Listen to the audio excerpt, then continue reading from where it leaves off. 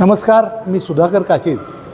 तरुण भारतच्या या राऊंड टेबलमध्ये आज आपण हे तृतीयपंथीयांचं म्हणजे ज्यांना कायदेशीर शब्द आता असा झालेला आहे की पारलिंगी अशा स्वरूपाचा, त्यांच्याकडं बघितल्यानंतर किंवा त्या घटकाबद्दल एक अशा विचित्र काही समजुती आत्तापर्यंत समाजात घट्ट बसलेल्या आहेत आणि त्या तितक्या ताकदीनं त्याचं म्हणजे त्या खोडून काढू शकत नाहीत किंवा आपली बाजू मांडत नाहीत अशी समाजाची परिस्थिती होती. पण आज आम्ही तरुण भारतनं त्यांनाच तरुण भारत कार्यालयात बोलून त्यांच्याशी संवादरूपी अशी पद्धतीनं चर्चा केली आणि अनेक अशी काही अंग त्यामुळं उलगडत गेली की त्यांच्या नुसत्या समस्या असं नव्हे तर त्यांच्याकडे असलेले वेगवेगळे दडलेले गुण आहेत.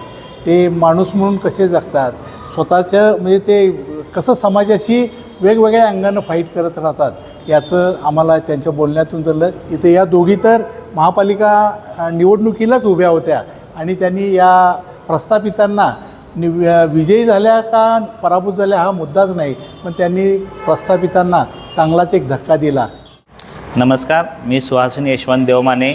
आत्ता सध्या झालेल्या महानगरपालिका निवडणुकीमध्ये मी उभी होते. प्रभाग क्रमांक 17 विक्रमनगर, टेमलाईवाडी आणि राजननगर अशा ह्या प्रभागामध्ये सर्वसाधारण महिला या प्रवर्गातून मी उभी होते आणि विजय झाला की पराजय झाला ह्याच्यापेक्षा आम्ही लढलो, संघर्ष केला हीच गोष्ट आमच्यासाठी खूप महत्त्वाची आहे.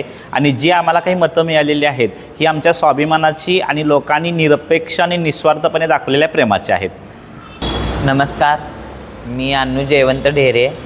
मी एक आज महिला बचत गट चालवते आणि मला अभिमान आहे की त्या महिलांनी माझ्यावर विश्वास ठेवून मला पुढं सहकार्य केलेलं आहे. मला फक्त समाजाला हेच दाखवून द्यायचं आहे की हम भी किसी से कम नहीं. नमस्कार, मी शिवानी गजभर.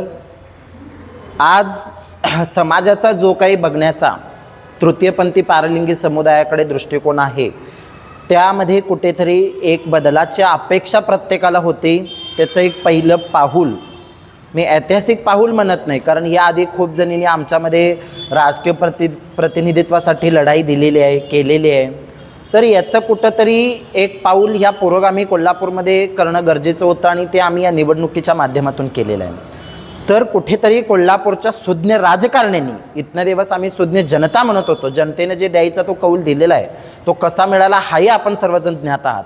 तर कुठेतरी कोल्हापूर महानगरपालिकेत आता जे सगळे 81 नगरसेवक बसणार आहेत त्यांनी आणि प्रत्येक राजकीय पक्षाने निदान एका तृतीयपंथी व्यक्तीला स्वीकृत नगरसेवक पद देऊन आपलं जे सामाजिक न्यायाचं प्रतीक राजकारणी सांगतात, राजकीय पक्ष त्याचा वसा वारसा सांगतात आणि आपल्या बोर्डावरती शाहू फुले आंबेडकरांचा विचार आणि हिंदुत्वाचा विचार सांगतात, अशा या हिंदुत्वाच्या तत्वाचे पाईक आणि शाहू फुले आंबेडकरांचा विचारांचा वसा वारसा घेऊन चालणाऱ्या आमच्या समुदायाला स्वीकृत नगरसेवक पद या ठिकाणी देऊन कोल्हापूरमध्ये एखादरी तृतीयपंथीयाला नगरसेवक करून दाखवावं एवढीच आशा. धन्यवाद.